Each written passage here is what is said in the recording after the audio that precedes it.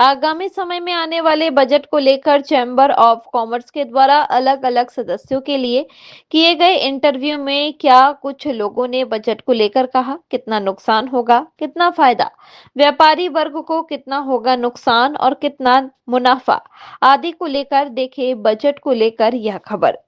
जो है आने वाला है और वित्त मंत्री जी जो बजट दे रहे हैं, इससे अपेक्षाएं हम लोग की जबलपुर चैम्बर की ये है कि वो ऐसा बजट बनाए ताकि जो पूरे देश के अंदर आर्थिक जो सुस्ती हो गई है वो ख़त्म हो और पूरा देश हमारा इस समय जो मध्य वर्ग है, जो हमारा छोटा व्यापारी है, उद्योगपति है, इसके ये बहुत संकट में इस समय और इसका उद्योग व्यापार नहीं चल रहा। ऐसी स्थिति में सरकार को चाहिए कि बजट में इनकम टैक्स की छूट बढ़ाएं, टैक्सों का सरलीकरण करें और वो सब काम करें जिससे कि इस बार Nirmala Sitharaman ji direct tax code लाने वाली हैं, जिससे हम सबको बहुत ही आशाएं हैं। सबसे पहले मुझे आशा है कि सेक्शन 64 में क्लबिंग ऑफ इनकम जो है उसको हटाया जाएगा और इसके अलावा जो सरचार्ज लिमिट है जो उसको रिवाइज़ किया जाएगा, क्योंकि वो बहुत ज़रूरी है उसको रिवाइज़ करना या हटाना।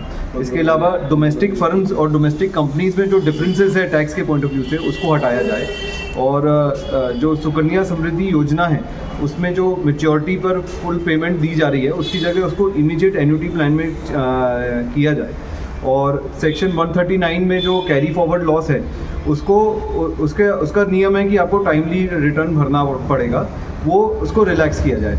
इससे हमारे को काफ़ी उम्मीद है। जिस तरह से जीएसटी आया था तो कहा गया था कि 1 नेशन 1 टैक्स लगेगा।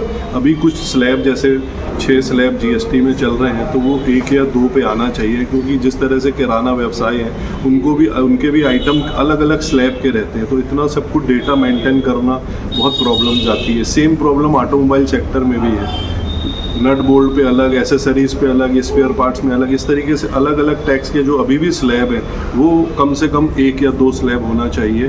खासकर जबलपुर के लिए कुछ विशेष पैकेजेस आने चाहिए, क्योंकि यहाँ पे टूरिज़्म का बहुत बड़ा हब बन सकता है।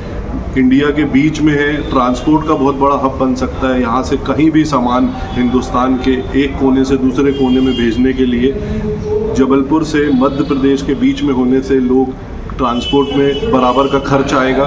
इस तरीके से ट्रांसपोर्ट का हब की बड़ी घोषणा होनी चाहिए। यहाँ पर टूरिज़्म को बढ़ावा देने के लिए भी बहुत उम्मीद है। आईटी सेक्टर में भी हम चाहेंगे कि कुछ यहाँ पे कंपनियाँ के ऐसे बड़े ऑफिसेज आएँ जो कम से कम यहाँ के यूथ को यहाँ पर रोज़गार दे पाएँ, ताकि यहाँ का यूथ बाहर जो पलायन कर रहा है वो ना करे।